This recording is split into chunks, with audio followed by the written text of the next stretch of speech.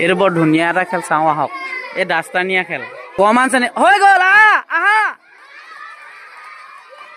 এ আহি আছে এ বা ধুনীয়া বাবা দাস্তা লৈছে, আকৌ গ'ল, আকৌ সোমাইছে।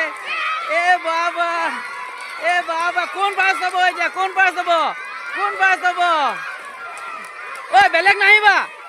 ধুনীয়া সেকেন্ড